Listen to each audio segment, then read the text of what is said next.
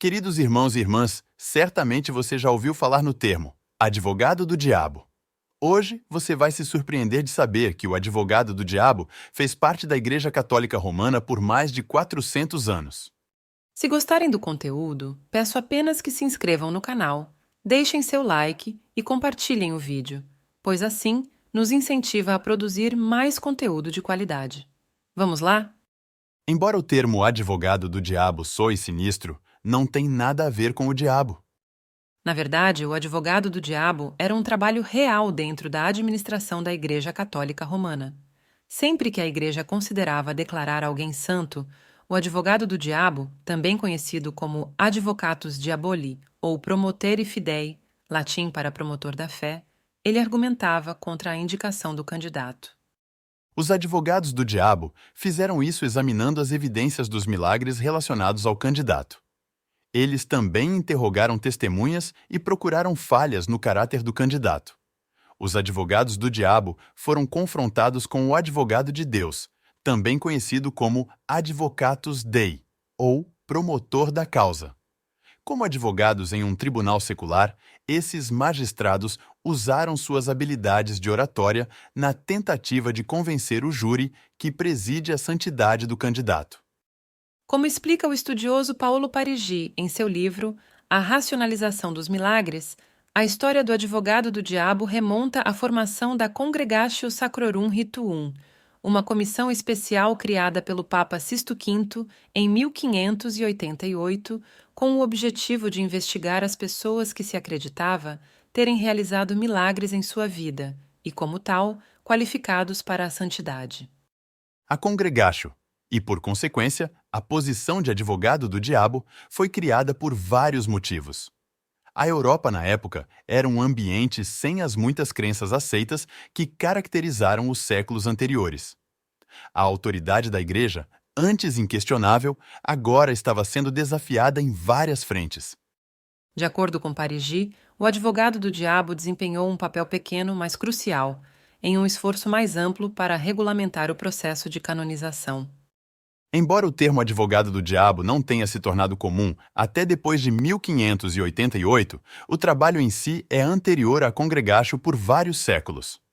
Como sugere o estudioso Leonardas Gerulaitis em seu artigo A Canonização de São Tomás de Aquino, as responsabilidades do advogado do diabo costumavam recair sobre um grupo de comissários, enquanto as do advogado de Deus recaiam sobre um procurador. Durante a canonização no século XIV, o inspetor reuniria testemunhas que pudessem atestar os milagres relacionados ao candidato. Depois que essas testemunhas compartilharam seus testemunhos, elas foram questionadas pelos comissários. De acordo com uma fonte primária citada por Gerulaitis, eles foram solicitados a fornecer as datas exatas e os locais dos milagres, entre outras coisas.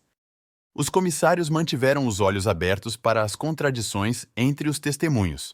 Todas as audiências e interrogatórios foram documentados e apresentados a um comitê composto por bispos, padres e cardeais, que, por sua vez, aconselharam o Papa.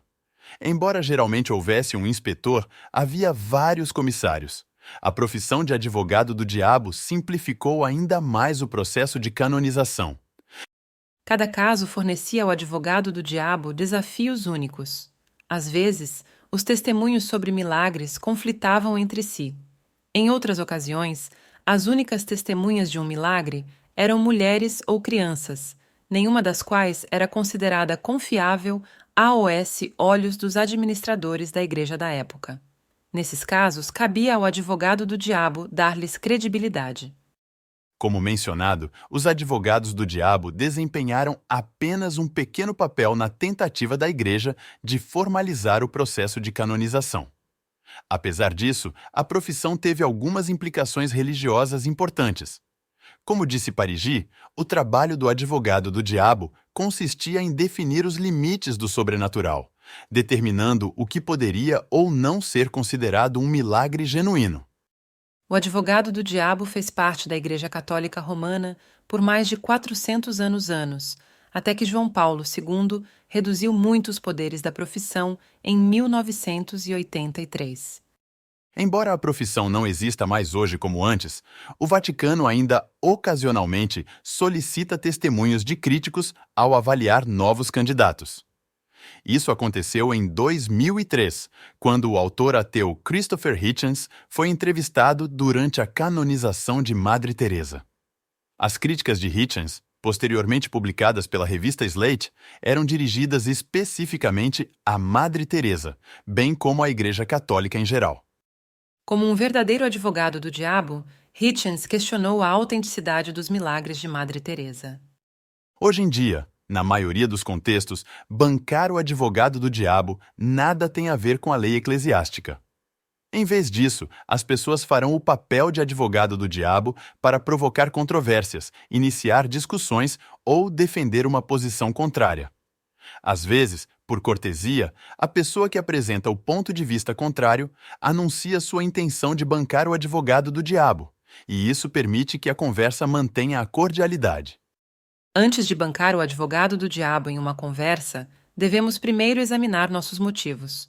Será que estamos fingindo discordar de uma ideia para encorajar uma conversa bem intencionada ou estamos simplesmente iniciando uma discussão apenas para criar polêmica?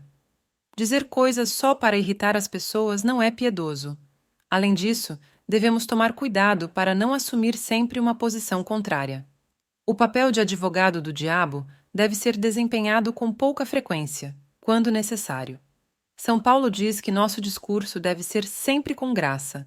Como se temperado com sal, as palavras dos crentes devem impactar as conversas de forma positiva para que o sabor de tais interações edifique os outros. Não esqueça de se inscrever no canal. Vamos ficando por aqui e até o próximo vídeo!